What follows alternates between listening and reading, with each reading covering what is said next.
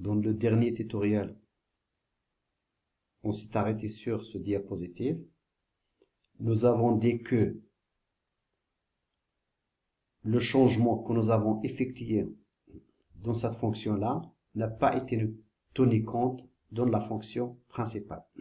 Je vous rappelle ce que nous avons fait dans le dernier tutoriel. Donc là, nous avons deux variables, 10, 20. J'affiche ici, j'en ai 10 et j'en ai 20. Ici, ça veut dire dans main, ça veut dire dans la fonction principale avant l'appel. J'en ai 10, 20. Je fais échange NP, ça veut dire j'appelle ma fonction. D'accord? Et après, j'affiche ici, avant la permutation, avant l'échange, j'ai tout simplement 10, 20. Je fais la permutation de A et B, j'aurai 20, 10. Mais une fois je retourne ici, d'accord, une fois je retourne dans la fonction principale pour afficher la valeur de N et de P, cette modification qu'on a effectuée ici n'a pas tenu en compte. Donc j'obtiens tout simplement 10, 20. Pourquoi? Parce que les paramètres effectifs de cette fonction sont passés en valeur, vers les arguments de cette fonction-là. Et nous avons dit que pour que ce changement soit tenu en compte, il fallait passer les paramètres effectifs en référence. Donc la suite, passage par référence. Donc en reprenant le même exemple que ci-dessus, ça veut dire celui que nous avons traité, mais en prenant des références, d'accord, pour argument de la fonction échange, les résultats changent. Ça veut dire, c'est quoi la différence? Ça veut dire tout simplement ici, pour les arguments de cette fonction-là, d'accord, au lieu de prendre des valeurs, on va prendre des adresses, des références. Autrement dit, je retourne à l'exemple que j'avais fait la fois passée. Donc voilà l'exemple. Donc là, les valeurs, les paramètres effectifs sont passés en valeur. Nous avons dit que lorsqu'on compile, cette permutation ici n'est pas tenue compte, d'accord, ici. Donc là, vous avez 10, 20, 10. Là, vous avez 10, 20. Ici, ça veut dire, lorsqu'on retourne dans le programme principal, j'affiche dans la fonction principalement, mais après l'appel de la fonction, j'en ai 10, 20. Au lieu d'avoir 20, 10. Donc, par référence, qu'est-ce qu'il faut faire? Tout simplement, mettre l'adresse de A ici, l'adresse de B, donc ça c'est la déclaration, et la même chose, c'est la ligne équivalente pour la fonction. Donc je compile.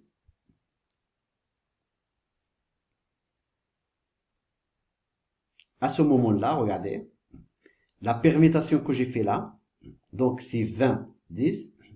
Au moment où je retourne dans ma fonction, j'affiche 20, 10. Ça veut dire que le changement que j'ai effectué dans cette fonction-là, il a tenu compte dans le programme principal. Alors, donc tout ça, qu'est-ce qui se passe? C'est que ce qui transforme A en référence sur N et B en référence sur P. Donc, de cette façon-là, on a la modification. Donc, toute écriture sur l'argument A, ici, toute écriture sur A ou bien sur B, se manifeste directement sur la valeur de N et la valeur de P.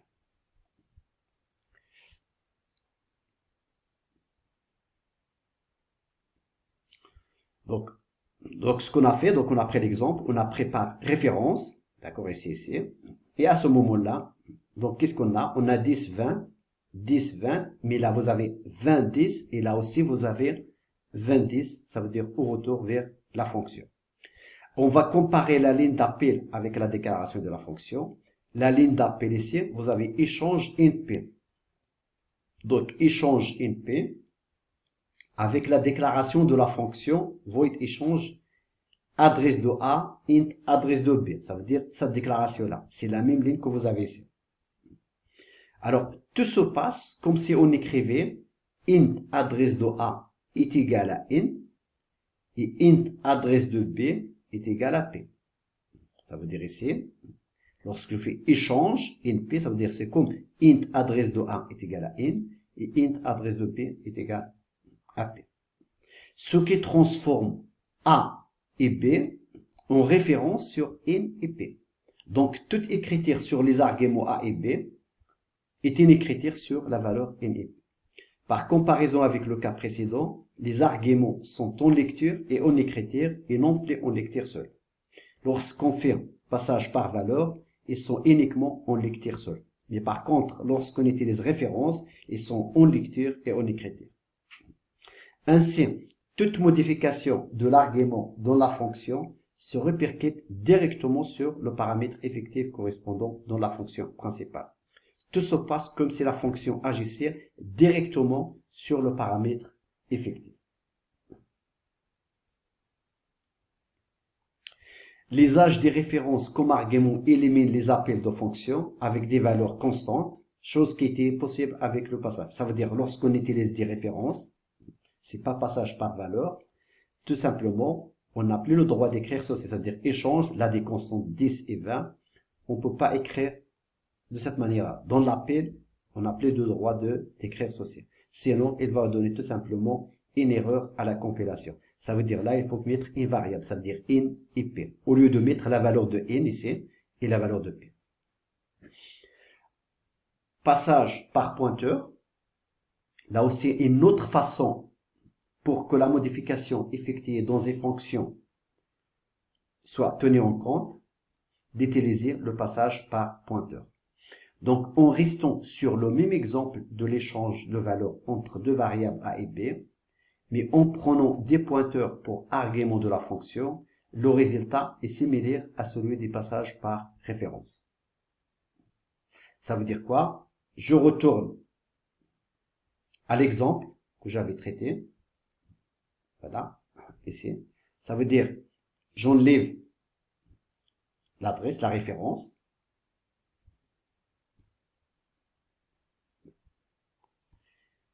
Voilà. Et on utilise pointeur. Alors, le pointeur, c'est quoi? Tout simplement, vous faites déclaration d'un pointeur, c'est, on fait quoi? Étoile A. Déclaration d'un pointeur là, c'est la même chose ici. Puisque c'est l'année de déclaration, c'est la même chose que doit être là.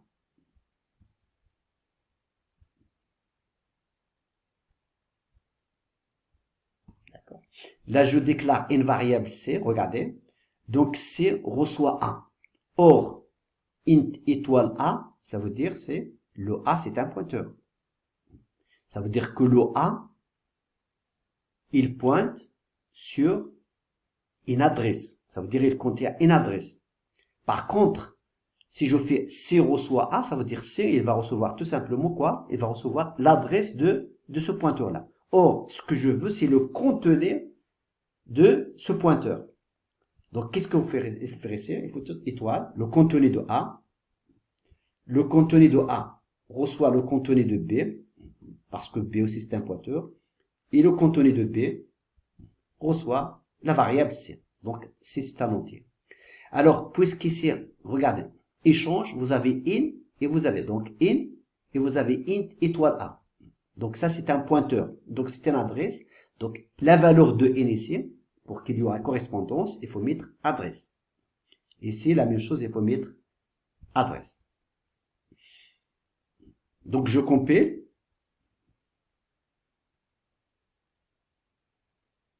J'exécute. Donc là, il y a une petite erreur. Donc, int n est égal à p.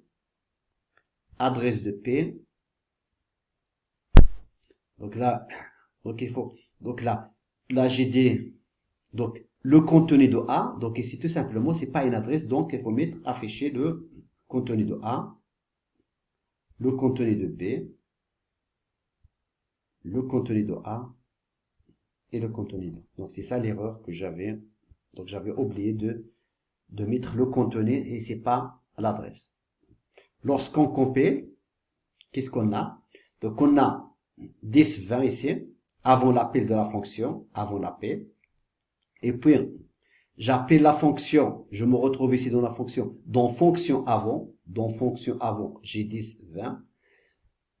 je fais la permutation, donc j'ai 20, 10. Une fois je retourne à ma fonction principale, j'affiche, après l'appel de la fonction, j'en ai 10, 20, 10. Donc ça veut dire que le changement, il a été tenu en compte.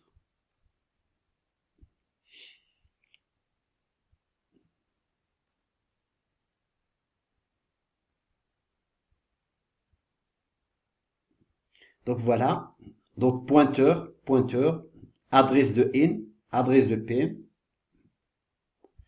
Là, c'est un pointeur, donc là, c'est reçoit le contenu de A, le contenu de A reçoit le contenu de B, et le contenu de B reçoit la variable C, le contenu, ça veut dire c'est tout simplement le contenu de A.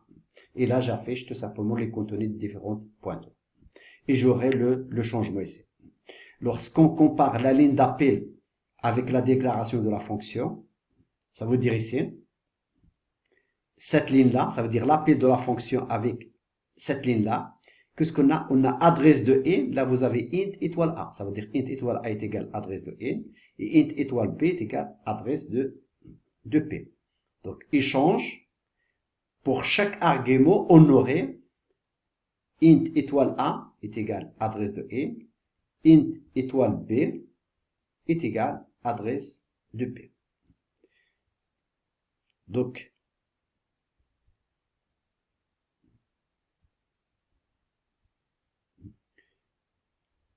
le A serait un pointeur, donc le A serait un pointeur sur N, et B un pointeur sur P. Et par conséquent, toute modification sur A ou B effectuerait directement les états de N et P.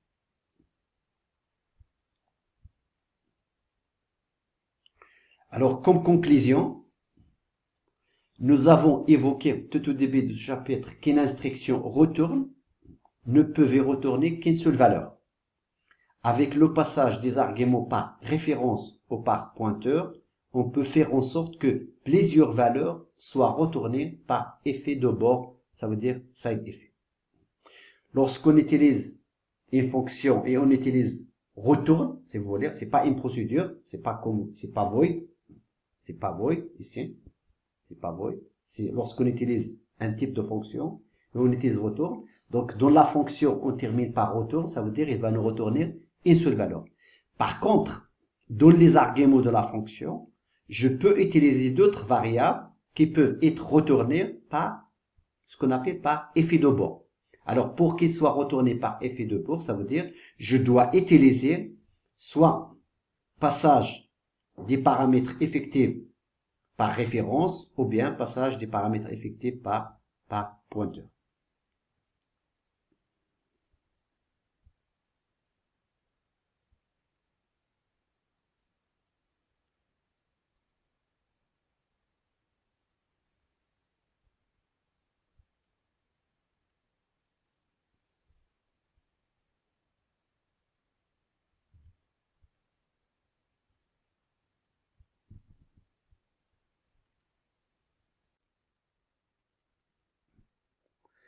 Bonjour, dans le dernier tutoriel, on est arrivé à la conclusion suivante.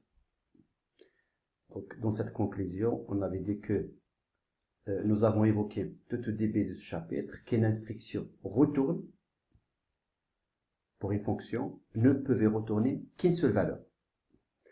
Avec le passage des arguments par référence ou par pointeur, on peut faire en sorte que plusieurs valeurs soient retournées par effet de bord. Alors, qu'est-ce que je dois faire? Donc, si nous avons un exercice, un problème, où on crée une fonction où on doit calculer plusieurs résultats. Ça veut dire, la fonction doit retourner plusieurs résultats. Donc, un seul résultat doit être retourné par retourne, d'accord? Les autres, tout simplement, pour qu'ils soient retournés d'une manière correcte, on utilise le passage des arguments par référence ou par pointeur. Ça veut dire ce qu'on appelle effet de bord. Donc, je vais faire un exercice de manière à vous montrer que lorsqu'on a plusieurs résultats à retourner, ça veut dire des résultats que nous avons trouvés dans une fonction, calculés dans une fonction, un seul résultat sera retourner par retourne, d'accord? Les autres, c'est par effet de bord.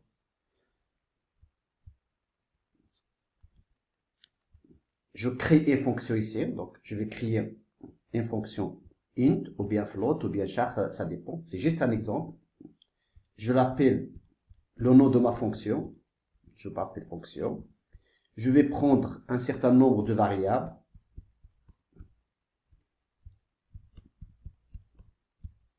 D'accord? Je prends 3 variables.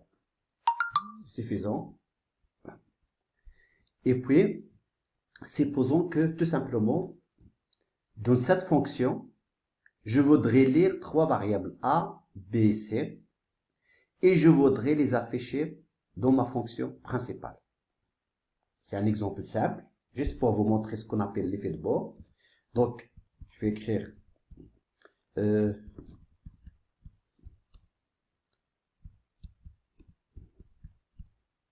un exemple, saisir les valeurs. Après,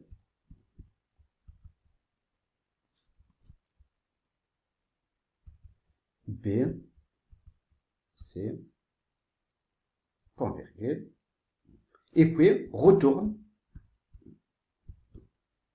Je mets des pointillés pour le moment, d'accord? Retourner une valeur. Donc, de toute façon, il va retourner une seule valeur. Alors, je viens ici. Dans le programme principal, je dois le compléter. Qu'est-ce qu'on a? On a 3 variables, donc je dois déclarer 3 variables A, virgule B, virgule C, point virgule. Une autre chose, ma fonction principale est définie avant cette fonction que j'ai créée, donc je dois déclarer cette fonction. La déclaration, comme je vous ai montré la fois passée, toujours, il faut prendre ceci, ou bien vous faites l'inverse, après la déclaration, vous faites la copie de la déclaration, donc CTRL V, et je fais ceci. Donc vous rajoutez tout simplement un point virgule. Alors j'appelle la fonction avec 3 paramètres, donc A, C. N'oubliez pas s'il vous plaît, donc dans l'appel de la fonction, on ne précise pas le type de A, on ne précise pas le type de B, on ne précise pas le type de C. Par contre, dans la déclaration ou bien dans la définition, il faut préciser le type. Ça c'est int, le B c'est int et le C c'est int. Bon. J'affiche. Donc ça c'est l'appel de la fonction, donc je l'affiche directement.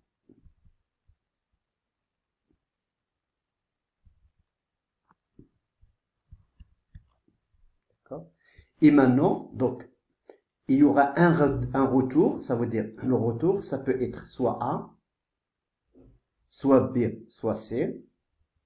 Si c'est le retour c'est A, je dois afficher B, C.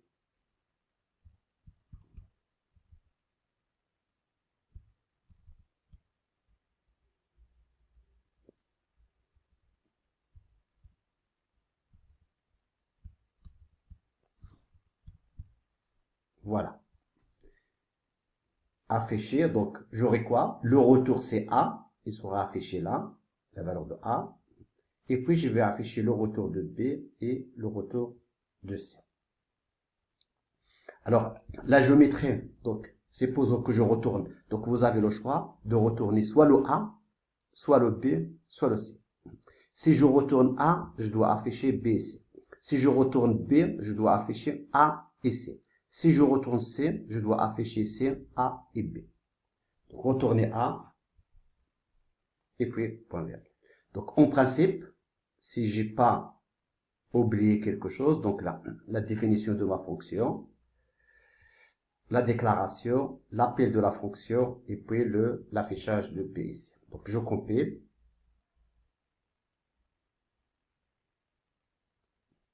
Donc, je donne 4, 5 et 6. Voilà l'affichage que j'obtiens. Pour la valeur de A, c'est 4, c'est correct. Mais par contre, pour la valeur de B et la valeur de C, c'est pas correct. Donc, qu'est-ce qu'on a fait ici? Qu'est-ce qu'on a fait? On a fait tout simplement, la communication entre la fonction ici et là, la déclaration ou bien la définition, ce qu'on appelle passage par valeur. Donc là, vous avez int A, là, vous avez A. Int B, vous avez B. Int C, vous avez C. C'est le passage par valeur. Donc, qu'est-ce qu'on fait? La fonction retourne une seule valeur qui est correcte, c'est le A. Et pour avoir le bon résultat de B et de C, qu'est-ce qu'on fait? On va utiliser ce qu'on appelle par, donc ils sont retournés par effet de bord. Alors pour ça, on doit utiliser soit référence, soit pointeur. Donc ici, je viendrai, donc pour la référence, je mettrai tout simplement ici adresse, que nous avons vu, adresse. Je compile.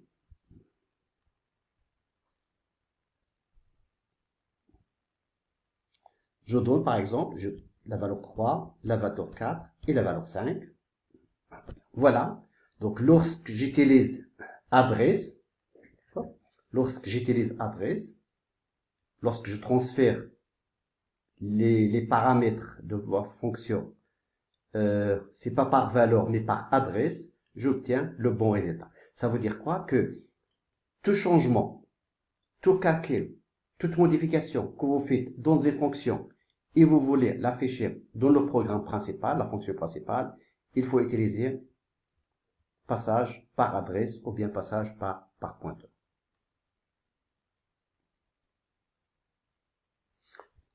Ici, j'affiche directement le retour d'une variable. J'ai retourné A. Je peux carrément faire que ceci, par exemple, virgule. Je déclare une variable D. Et je viens ici. Et je vais mettre D reçoit. Donc A. D'accord? D reçoit retour. Ça veut dire le retour de cette fonction-là. Et à l'intérieur ici, je mettrai D. C'est juste C. C'est correct. Donc, D reçoit le retour de cette fonction-là. Donc, voilà, je mettrai 1, 2, 3. Voilà. Donc, le retour, c'est 1. Ça veut dire c'est A. Et puis, B. Et là, vous avez C. Donc, je peux, par exemple, DC reçoit le retour de cette fonction. Et le retour, c'est int est égal tout simplement à 1.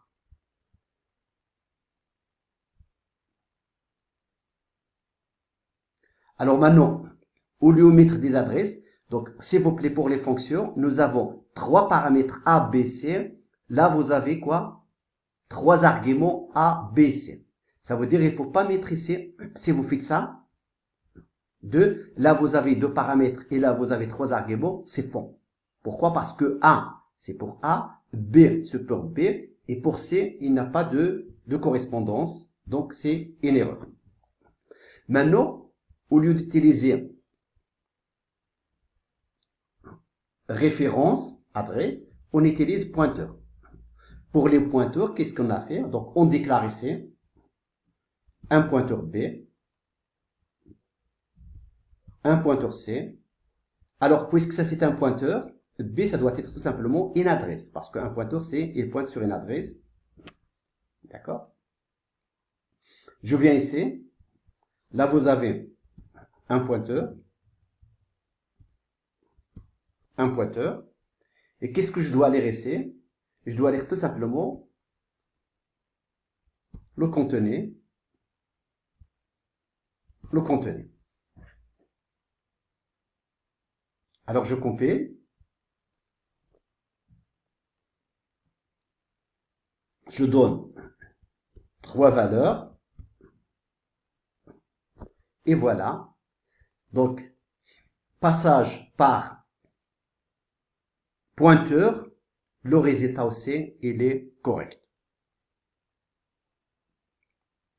Donc, tout résultat effectué dans une fonction, toute modification effectuée dans une fonction, et vous voulez l'afficher dans le programme principal, il fallait utiliser le passage par référence, ça veut dire adresse, ou bien passage par pointeur.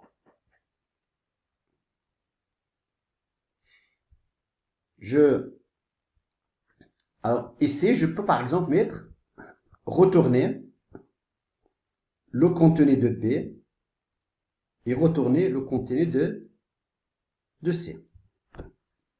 Alors regarde qu'est-ce qui se passe lorsque je compile. C'est pas une erreur, mais là c'est tout simplement, c'est pas A qui va être retourné, c'est tout simplement, c'est la valeur de C. Donc ce que je retourne ici, c'est la valeur 3, c'est tout simplement c'est la valeur C. Ça veut dire il va retourner ceci. Il va retourner cette valeur-là.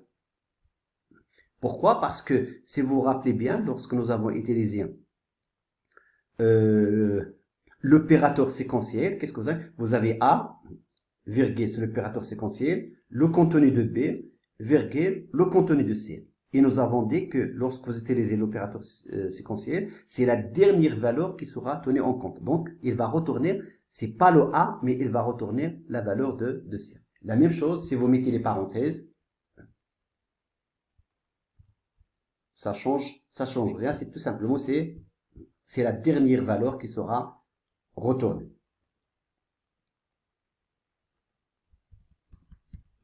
Trois valeurs. Donc, le retour, c'est la valeur 3. Ça veut dire que c'est la valeur de C ici. C'est la valeur de C. Mais ici, je crois que c'est le plus important ici, c'est tout simplement, il faut mettre soit le retour de A, soit le retour de B, soit le retour de C. Vous n'avez pas besoin de mettre des virgules. Une seconde. Donc, ceci, tout simplement, pour vous expliquer la conclusion que nous avons fait ici. Donc, nous avons évoqué tout au début, donc l'instruction retour ne peut retourner qu'une seule valeur. Il ne peut pas retourner plusieurs avec l'exercice, l'exemple que nous avons vu ensemble.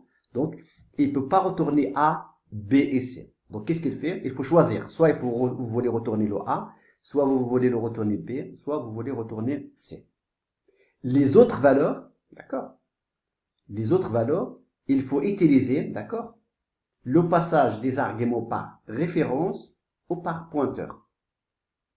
Ce qu'on appelle C, ils sont retournés, donc le B et le C, sont retournés par effet de bord.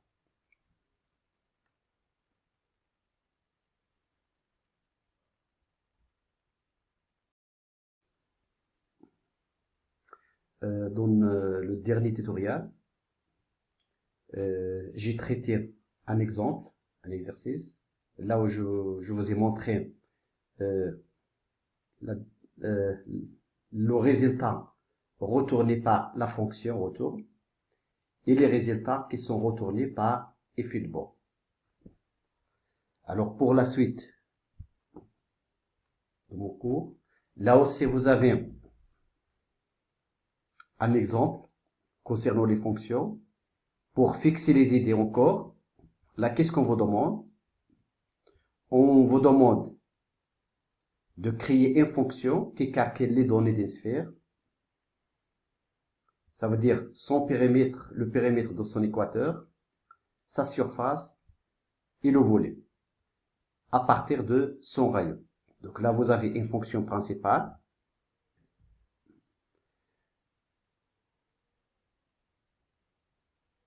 Donc une fonction principale, on donne le rayon, on appelle une fonction de type void qui s'appelle datasphere et il va me retourner l'équateur, c'est-à-dire le périmètre de son équateur, la surface et le volet. Donc je vais essayer de faire cet exercice.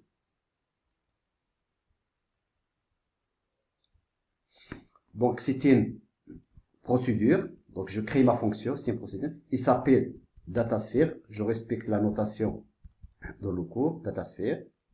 Alors, comme argument de cette fonction, vous avez le rayon. J'ai mis double, mais vous pouvez mettre float, il n'y a pas de problème. Double. P ou bien E, ça veut dire le périmètre de l'équateur, double la surface, et puis le volet.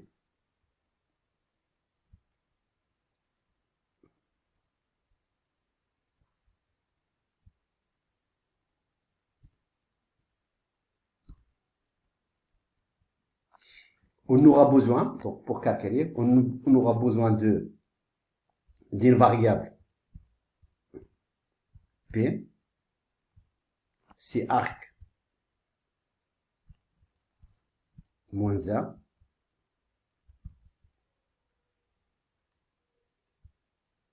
d'accord, la valeur de P. Évidemment, j'utilise une fonction trigonométrique, donc je dois inclure la fonction, la bibliothèque, qui contient ces fonctions trigonométriques. CTRL V, c'est tout simplement, c'est la bibliothèque CMAT.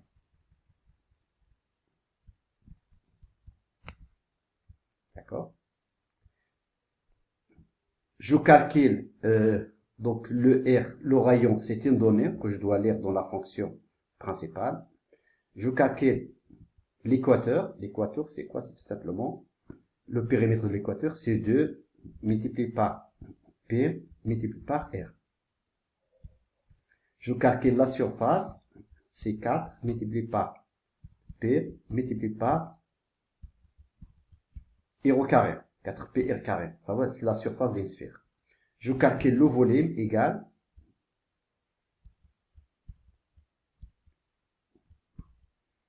multiplié par le rayon.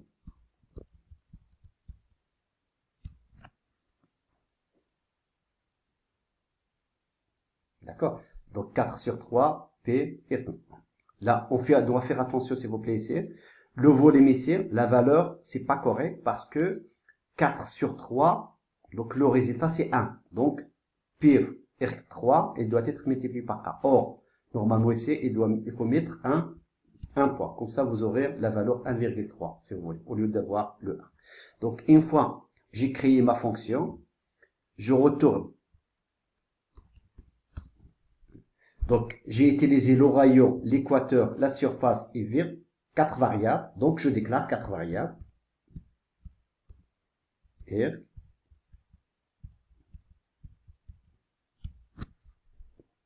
D'accord. La fonction principale avant la fonction que j'ai définie, je déclare cette fonction de type void. Je n'oublie pas le point virgule, c'est très important. Après, j'appelle ma fonction. Donc, ça, c'est la déclaration de la fonction. Maintenant, l'appel de la fonction, c'est data.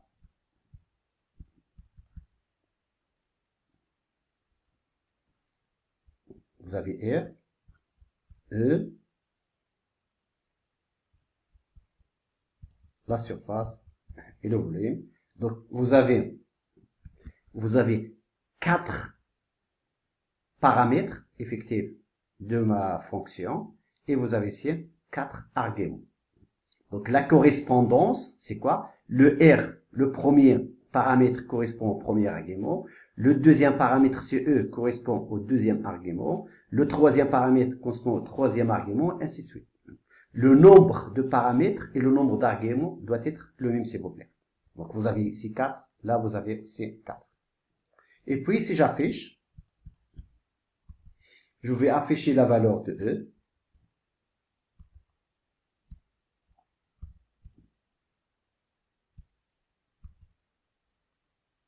Je vais afficher la valeur de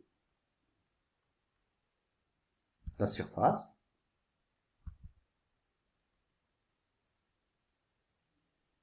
Et puis, j'affiche la valeur du volet.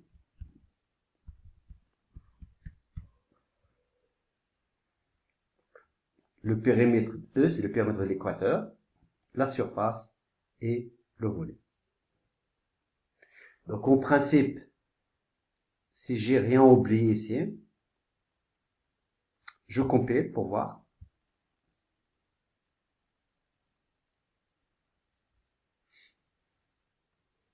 Là, vous avez Arcos. Donc là, il y a, je crois, oui, il n'y a pas de R ici. Il n'y a pas de R. Donc, je compile.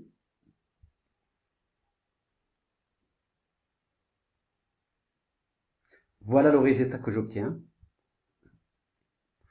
Pour le périmètre de l'équateur, j'ai cette valeur-là. Pour la surface, j'ai cette valeur-là. Pour le volet, j'ai cette valeur-là. Ce sont des valeurs complètement fausses. Pourquoi? Parce que tout simplement ici, ces résultats sont effectués dans cette fonction-là. Et puis, ils sont affichés dans le programme principal. Et on a dit que pour avoir des bons résultats ici, qu'est-ce que j'ai fait là? J'ai tout simplement, j'ai fait le passage des paramètres par valeur. Donc, qu'est-ce qu'on doit faire? Le passage, ça doit être par référence ou bien par pointeur pour que le résultat soit correct.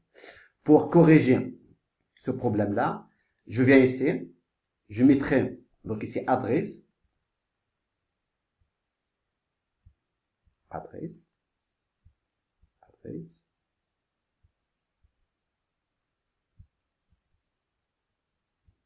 adresse.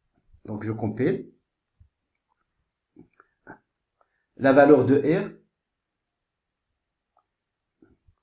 Donc, il manque quelque chose. Qu'est-ce qu'il manque ici? C'est tout simplement parce que j'ai pas, il me faut la valeur de R ici. Donc, donner R.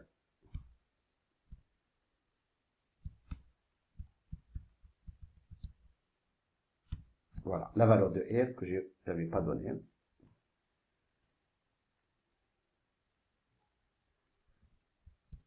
Est égal à 1. Donc, le résultat, c'est 6.2812. Alors, si vous voulez bien, donc lorsque j'avais les transferts par valeur,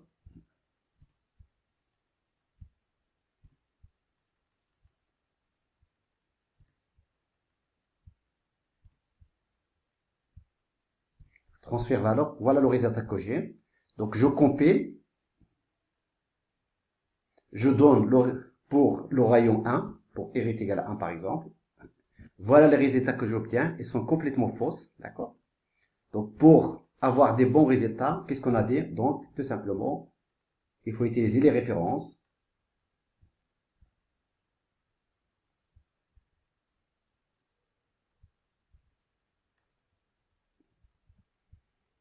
Je recompile.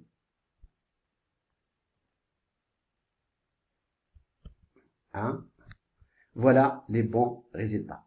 Donc, vous avez 6.28 pour l'équateur, 12.56 pour la surface de la sphère et 4.18 pour le volume de votre sphère. Attention ici, s'il vous plaît, c'est la plupart des temps, on oublie le point ici. Parce que si j'oublie, regarde, si j'oublie le point ici, ça veut dire tout ça est multiplié par 1 au lieu de 1.3. Regarde le résultat. Hein? Donc le volume ici, c'est 3.14 au lieu d'avoir 4, quelque chose. Donc vous faites attention, il faut toujours mettre un point ici. C'est-à-dire c'est un rayé sur un entier. Donc ça c'est par référence. Je peux transférer des valeurs par pointeur. À ce moment-là, qu'est-ce qu'il faut mettre ici? Le pointeur. Pointeur. Là, qu'est-ce qu'il faut mettre? Puisque c'est un pointeur, donc là, c'est une adresse. Adresse de la surface. Adresse de volume. C'est un pointeur. C'est un pointeur. Et là, qu'est-ce qu'il faut mettre? Donc, c'est le contenu de E, puisque c'est un pointeur. Le contenu de S. Et le contenu de V. Donc, je compile.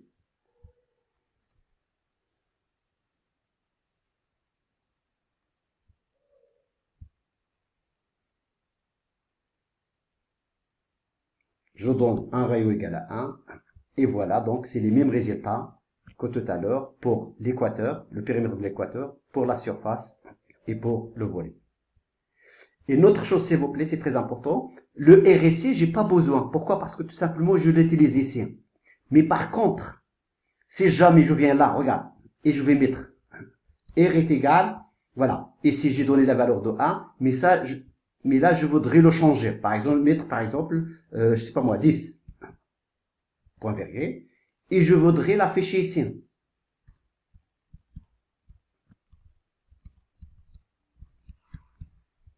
Si je fais ça,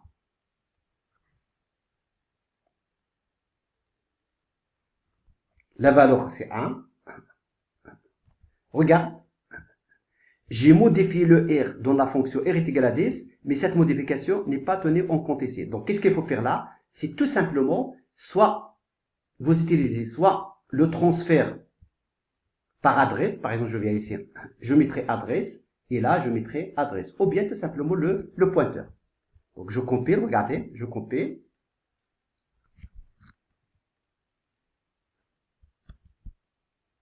Voilà, maintenant, cette modification que j'ai effectuée ici, il a été tenu compte. Donc, lorsque j'affiche le R dans la fonction, au lieu d'avoir le 1 ici, j'ai la valeur 10. Mais je veux dire, lorsqu'on utilise tout simplement le R, on n'a pas besoin d'utiliser la référence ou bien le pointeur. Ici, le R3, je peux utiliser une fonction mathématique, c'est POW, ça veut dire la puissance de R à la puissance 3. D'accord? Ça, je peux le faire de cette manière-là.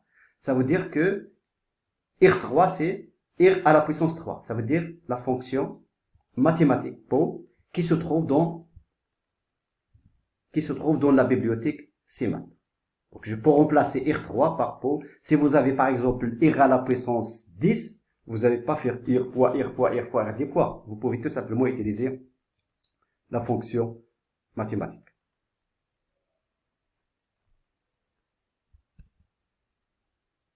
Voilà le même résultat. Donc, je corrige ici. J'enlève. Et j'enlève ceci pour que ce soit correct.